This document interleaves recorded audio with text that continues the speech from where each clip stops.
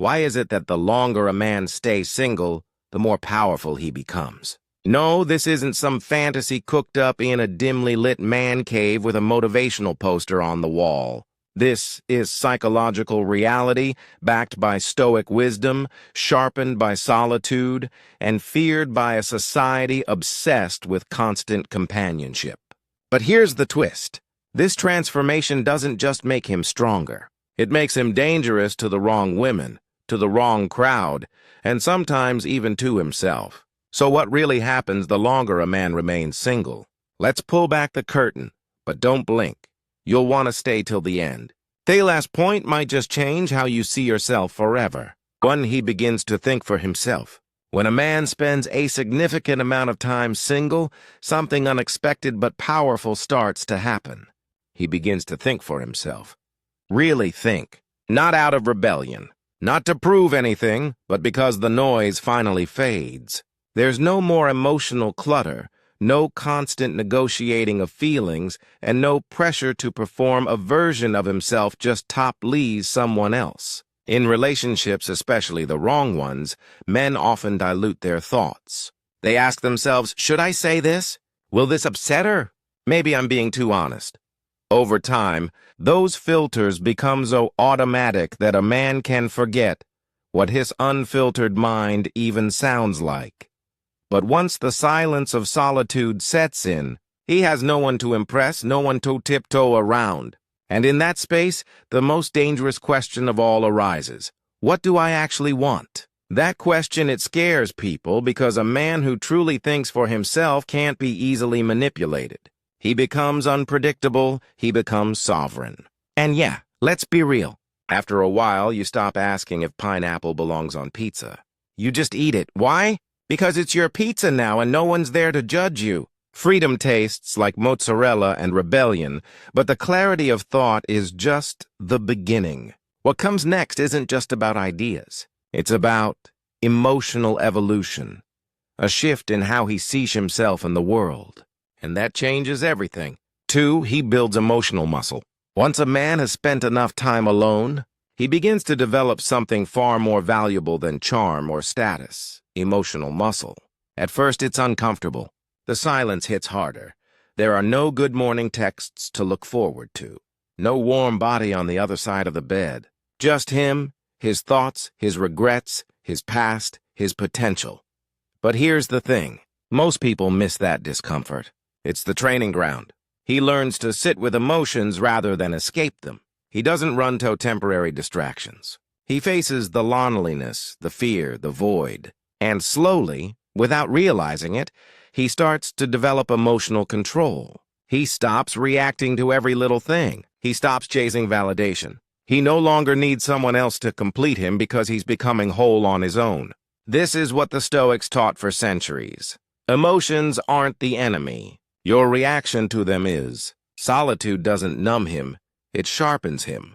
He learns to pause, to reflect, to respond with intention instead of impulse. Look, when you've been single long enough, even dropping your phone face down on concrete doesn't shake you. You just pick it up and whisper. We don't break, we adapt. This emotional strength is subtle but powerful. People start noticing something different about him. He's calm when others are reactive, grounded when others are needy, and that leads to something no one expects. Something that women find irresistible but can never quite put their finger on. Let's talk about that next. 3, he becomes mysterious and unreadable. Something fascinating happens once a man builds emotional discipline and confidence in solitude. He becomes mysterious, not because he's hiding anything, but because he's no longer broadcasting everything. He's no longer performing. He's not desperate for attention, approval, or affection. And that creates a kind of psychological gravity. People can feel his presence, but they can't quite figure him out. Women especially notice it. He's not texting first. He's not chasing. He's not over-explaining himself or trying to impress. Why? Because he doesn't need to. He's already impressed himself. This calm, detached confidence makes him unpredictable in a world where most people are emotionally loud and constantly seeking validation. Female psychology is wired to detect patterns to anticipate behavior.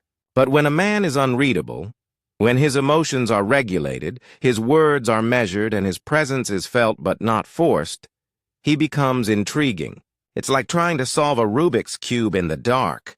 You don't know why you're obsessed, but you can't stop twisting the pieces. This mystery isn't about playing games. It's about being authentically self-contained. He no longer gives energy to things that don't matter.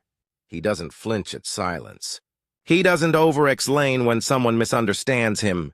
But here's the twist. This powerful aura, this magnetic mystery, it can come at a cost.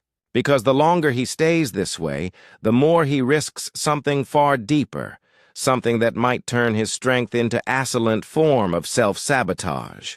And that's exactly what we'll uncover next. For he may become too comfortable being alone. Here's the paradox no one warns men about. The longer you thrive in solitude, the more seductive it becomes.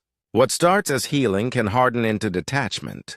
What once felt like freedom can quietly turn into emotional distance. And the most dangerous part, you don't even notice it happening. He gets used to the silence, used to answering to no one, used to controlling his time, his space, his energy, and slowly, without realizing it, he starts to prefer isolation over connection. Not because people failed him, but because being alone feels safer, easier, cleaner. At first, it's a superpower, but then it morphs into AWOL. He may start avoiding vulnerability. He may stop believing that anyone is worth disrupting his peace. He tells himself, I don't need anyone. And maybe that's true.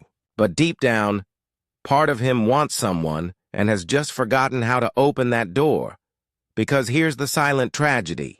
A man who feels nothing can't be hurt. But a man who feels nothing also can't, beloved. You know it's gone too far when you start arguing with your microwave about how long it should take to heat up soup. Solitude, meet madness. This is where many men get stuck. Confusing peace with disconnection, confusing control with emotional armor. But the Stoics never preached total isolation. They preached mastery over desire, not the absence of it. So, how does a man maintain his strength without numbing his heart? That final insight is what separates the lost from the legendary. And that's where we're headed next. Here's the truth most won't tell you.